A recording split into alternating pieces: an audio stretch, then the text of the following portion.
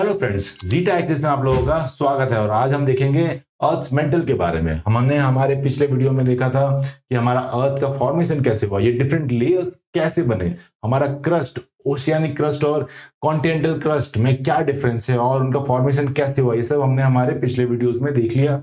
इस वीडियो में हम देखेंगे मेंटल के बारे में। तो स्टार्ट करते हैं अर्थ के मेंटल के बारे में। और हम यहाँ पे देख सकते हैं कि अर्थ की जो मेंटल की जो डेप्थ होती है वो 2900 किलोमीटर तक स्ट्रेच करती है। तो आप देख सकते हो ये लोअर मेंटल है, ये अपर मेंटल है। यहाँ पे ये पूरा का पूरा जो एरिया है ये मेंटल है और ये हमारे क्रस्ट के नीचे से ही चालू हो जाता है। मतलब क्रस्ट के जस्ट बाहर मेंटल है जो हमारे कोर के आउटर बाउंड्री तक जाता है। तो इस पूरे रीजन को मेंटल कहा जाता है। इसकी ऊपर की जो बाउंड्री है वो मोहरोविक डिसकंटिन्यूटी या फिर मोहो डिसकंटिन्यूटी कहा जाता है। ये डिसकंटिन्यूटी हमारे क्रस्ट और अपर मेंटल के बीच में है। और ये नीचे ग्यूटेनबर्ग डिसकंटिन्यूटी कहा जाता है जो कि हमारे लोअर मेंटल और आउटर कोर के बीच में होती है। तो मोहो डिसकंटिन्यूटी से लेके ग्यूटेनबर्ग डिसकंटिन्यूटी तक पूरा मेंटल है। Thickness approximately 2900 kilometre. क्यों? क्योंकि यहाँ पे आप देख सकते हो कि ये 2900 किलोमीटर तक जाता है। और क्रस्ट जो है, जो ओशियानिक क्रस्ट है, उसका जो डेप्थ होता है लगभग 5 से 10 किलोमीटर ही होता है, जो कि काफी कम है इस कंपेयर में। इसलिए आप उसको थोड़ा इग्नोर भी कर सकते हैं।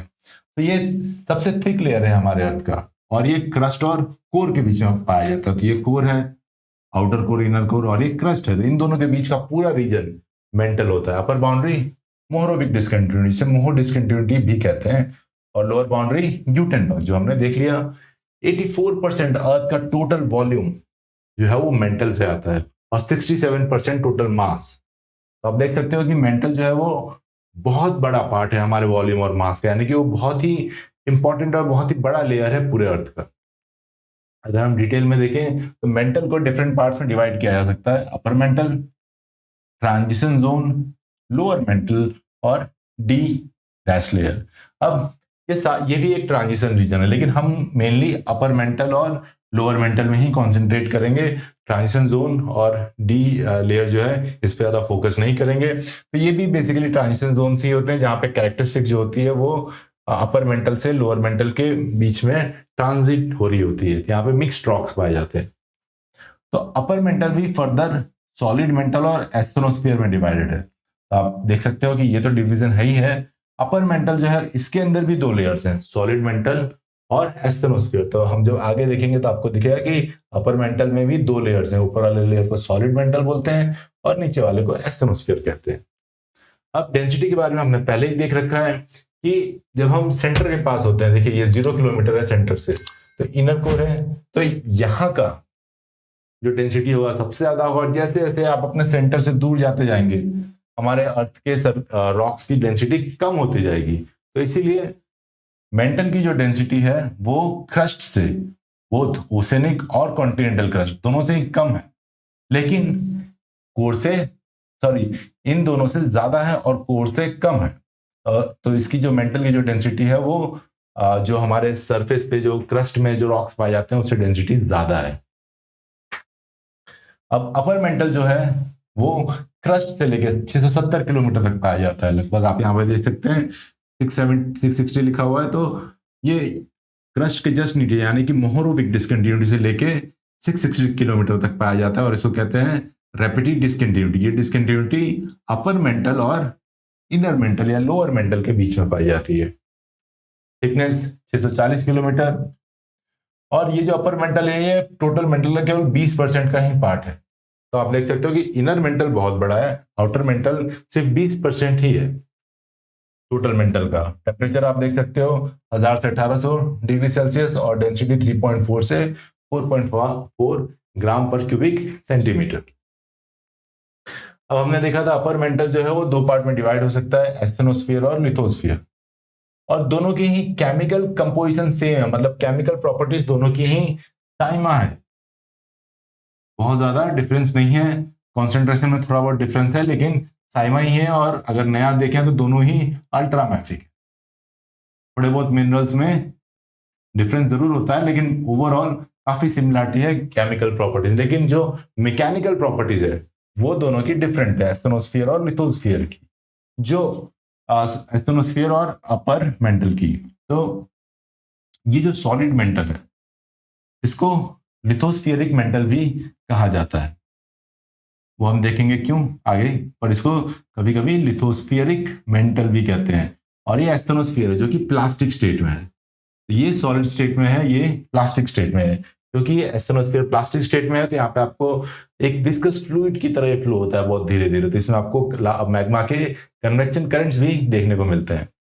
ये हमारा अपर मेंटल है, यहाँ पे एस्थेनोस्फीयर है। हमने देखा कि ये फ्लूइड स्टेट में है, बहुत ही विस्कस, बहुत ही गाढ़ा लिक्विड है और बहुत धीरे धीरे फ्लो होता है। और उसके ऊपर ये लिथोस्फीयर है। तो लिथोस्फीयर में जैसे कि ये आप देख सकते हो यहां से यहां तक ये आपका अपर मेंटल है, जिसे ब्रिटल मेंटल भी कहा जाता है, सॉलिड मेंटल भी कहा जाता है। और ये जो रीजन है ये आपका क्रस्ट है। तो लिथोस्फीयर बेसिकली एस्थेनोस्फीयर के ऊपर का पूरा एरिया लिथोस्फीयर होता है। तो लिथोस्फीयर में क्रस्ट भी होता है और अपर ब्रिटल मेंटल भी होता है। अब हमने देखा था कि हमारा जो एस्थेनोस्फीयर है वो प्लास्टिक स्टेट में है, उसके अंदर ऐसे मैग्मा के कन्वेक्शन सेल्स होते हैं। ये मैग्मा ऊपर आता है, धीरे धीरे ठंडा होता है, फिर नीचे आता है, सर्कल चलता रहता है और ये मिड ओसनिक रिज भी बनाता है यहाँ पे, जहां पे ओसनिक क्रस्ट बनता है। तो एस्थेनोस्फीयर और लिथोस्फीयरिक मेंटल। अगर लिथोस्फीयर के बारे में थोड़ा और समझ लें तो यही है कि लिथोस्फीयर पूरा का पूरा एस्थेनोस्फीयर के ऊपर की जितनी भी लेयर है उसको मिला के लिथोस्फीयर बनता है, जिसमें क्रस्ट और मेंटल दोनों होता है, जो हम यहाँ के डायग्राम से देख सकते हैं। ये लिथोस्फीयर है, ये आपका कॉन्टिनेंटल क्रस्ट है। ये पूरे जो माउंटेन है वो ऊपर तक जो माउंटेन है वो से लेके ये मेंटल के जो है ये सब के सब जो होते हैं ये आपके लिथोस्फीयर में काउंट होते हैं। यहाँ पे आप देख सकते हैं कि ये एस्थेनोस्फीयर है और ये लिथोस्फीयर है। और क्योंकि ये एस्थेनोस्फीयर प्लास्टिक स्टेट में है, उसमें कन्वेक्शन करंट्स हैं, तो ऊपर का जो लिथोस्फीयर है वो मूव होता है बेस्ड ऑन कि नीचे का जो कन्वेक्शन करंट है वो कैसा है। तो कहीं पे अलग डायरेक्शन में प्लेट्स मूव हो रहे होते हैं क्योंकि कन्वेक्शन करंट अलग होता है, कहीं पे वो कन्वर्ज हो रहे होते हैं। इसी कारण प्लेट्स जो होते हैं उसमें क्रैक पड़ जाता है और हमारा जो लिथोस्फीयर है वो बहुत सारे प्लेट्स में डिवाइडेड है। तो इसी को टेक्टोनिक प्लेट्स कहा जाता है। तो लिथोस्फीयर के जो हमारे क्रैक्स हैं, जो टुकड़े हैं, वही टेक्टोनिक प्लेट्स होते हैं। और ये टेक्टोनिक प्लेट्स कहीं पे एक डायरेक्शन में मूव कर रहे होते हैं जिसे हम कन्वर्जेंट बाउंड्री कहते हैं, कहीं पे ये डाइवर्जेंट होते हैं, जैसे डाइवर्जेंट बाउंड्री कर रहे हैं, यहाँ पे अलग अलग मूव कर रहे हैं। अगर हम और थोड़ा डिटेल में समझना चाहें तो ये हमारा इंडियन ओशन का क्रॉस सेक्शन है। और इंडियन ओशन में आप देखोगे कि यहाँ पे आपका मिड ओशनिक रीज है। यहाँ पे क्या हो रहा है कि ये जो मैग्मा है ये ऊपर आ रहा है, ऐसे इधर से भी ऊपर आ रहा है, और यहाँ पे फिर आपका मैग्मा ऊपर आता है और ओशियानिक क्रस्ट बनाता है। फिर जो नीचे का मैग्मा है ऐसे फ्लो हो रहा है और ये आगे तक जा रहा है और ऐसे साइकिल बन रही है। इसलिए आप यहाँ पे देखो कि यहाँ पे सबडक्शन जोन है, ये ट्रेंच बना हुआ है और इस ट्रेंच पे यहाँ पे आपको क्या कहते हैं कि इसके इधर यूरेशियन प्लेट है। यहाँ पे आपको इंडोनेशिया के जो आइलैंड्स हैं सुमात्रा, जावा, वो यहाँ पे देखने को मिलता है। तो यहाँ पे ट्रेंच है बेसिकली, ये सबडक्शन जोन है जो हम यहाँ पे देख रहे हैं। इस तरह एस्टेनोस्फीयर के ऊपर लिथोस्फीयर जो होता है वो फॉर्म होता है यहाँ पे मिड ओशनिक रिज पे, और यहाँ पे ट्रेंच पे सबडक्ट होकर डिस्ट्रॉय हो जाता है। तो लिथोस्फीयर क्या है? लिथोस्फीयर इंक्लूड्स क्रस्ट और अपर ब्रिटल मेंटल। तो लिथोस्फीयर में क्रस्ट होता है, अपर ब्रिटल मेंटल होता है। Lithosphere is divided into tectonic plates, जैसे यहाँ पे आप देख सकते हो। एंड लिथोस्फीयर प्लेट्स फ्लोट्स, यानी कि ये एस्टेनोस्फीयर के ऊपर धीरे धीरे जो होता है वो मूव करता है। एस्टेनोस्फीयर हमने पहले ही देख लिया है कि हमारा जो लिथोस्फीयर के नीचे का जो लेयर है, जो अपर मेंटल का पार्ट है, वो प्लास्टिक स्टेट में है, यानी कि रॉक्स जो है वो पार्शियली मोल्टन स्टेट में है।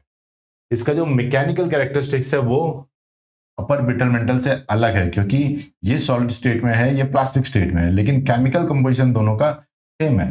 एस्टेनोस्फीयर के बारे में डिटेल में हम नेक्स्ट वीडियो में देखेंगे, क्योंकि इसमें बहुत सारी चीजें हैं जो डिस्कस की जा सकती हैं, इसीलिए इसके लिए एक अलग वीडियो बनाएंगे हम, उसमें एस्टेनोस्फीयर के बारे में डिटेल में डिस्कस करेंगे। अभी हम इनर मेंटल के बारे में देख लेते हैं। तो इनर मेंटल जो है वो 660 किलोमीटर से लेके लगभग 2900 किलोमीटर तक एक्सटेंड करता है। जो ऊपर की बाउंड्री है उसे रेपिटिव डिस्कंटिन्यूटी कहते हैं। ये डिस्कंटिन्यूटी अपर मेंटल और लोअर मेंटल के बीच में है।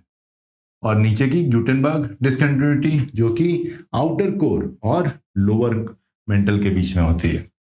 ये आपके रेंज हो गया जो लगभग 2900 किलोमीटर नीचे तक है और 660 किलोमीटर से चालू होता है, जो हमने ये देख लिया यहाँ पे। टेम्परेचर इसका ज्यादा है, हम जानते हैं कि जैसे जैसे आप ऊपर से नीचे जाएंगे टेम्परेचर बढ़ता जाएगा, डेंसिटी भी बढ़ती जाएगी रॉक्स की, इसीलिए इसकी डेंसिटी भी ज्यादा है।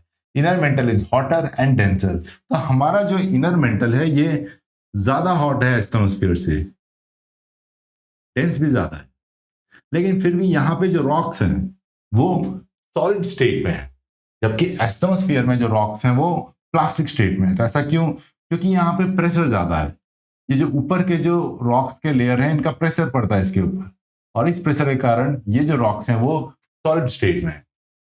इनर मेंटल का अगर हम प्रपोर्शन देखें तो आप देखेंगे कि लगभग 56% ऑफ अर्थ टोटल वॉल्यूम सिर्फ इनर मेंटल से आता है। ये सिर्फ लोअर मेंटल की बात हो रही है, टोटल मेंटल की नहीं। अगर टोटल मेंटल की देखें तो लगभग 83 से 84% आता है, और 46% ऑफ अर्थ रेडियस, अगर हम रेडियस की बात करें तो 46% अर्थ का जो रेडियस है वो सिर्फ मेंटल से है। तो आप देख सकते हैं कि मेंटल का कितना बड़ा प्रपोर्शन है। और अगर हम इसके केमिकल कंपोजिशन की देखें तो जो इनर मेंटल है वो भी साइमा है, और हमारा आउटर मेंटल भी मेनली साइमा ही था। थोड़ा सा फर्क जरूर पड़ता है कॉन्सेंट्रेशन का, लेकिन मेनली साइमा ही कैरेक्टरिस्टिक्स है। और नए में देखें तो ये भी अल्ट्रामैफिक है, यानी कि बहुत ज्यादा कॉन्सेंट्रेशन में मैग्नीशियम और आयरन है। सिमिलरली हमारा जो एस्थेनोस्फीयर और जो ये रीजन है वो भी पूरा अल्ट्रामैफिक है। जो सबसे ज्यादा रॉक पाया जाता है इसमें वो है पेरिडोटाइट, और पेरिडोटाइट मेनली क्या है, मैग्नीशियम और आयरन के सिलिकेट्स होते हैं ऑब्वियसली, क्योंकि ये अल्ट्रामैफिक है। और जो सबसे ज्यादा मिनरल्स पाए जाते हैं यहाँ पे ओलिवाइन, पायरोक्सिन और गार्नेट। लेकिन ओलिवाइन जो होता है वो बहुत हाई प्रेशर पे भी पाया जाता है, तो आपको जो ये लोअर लेयर्स में जो रॉक्स मिलेंगे उसके अंदर सबसे ज्यादा ओलिवाइन के मिनरल्स होंगे। तो इसके साथ हम अपना मेंटल का ये वीडियो खत्म करते हैं। नेक्स्ट वीडियो में हम एस्ट्रोनॉस्फियर डिस्कस करेंगे, तो जरूर देखिएगा। अगर ये वीडियो आपको अच्छा लगा हो तो सब्सक्राइब जरूर करें और अपने ग्रुप में शेयर भी करें। Thank you.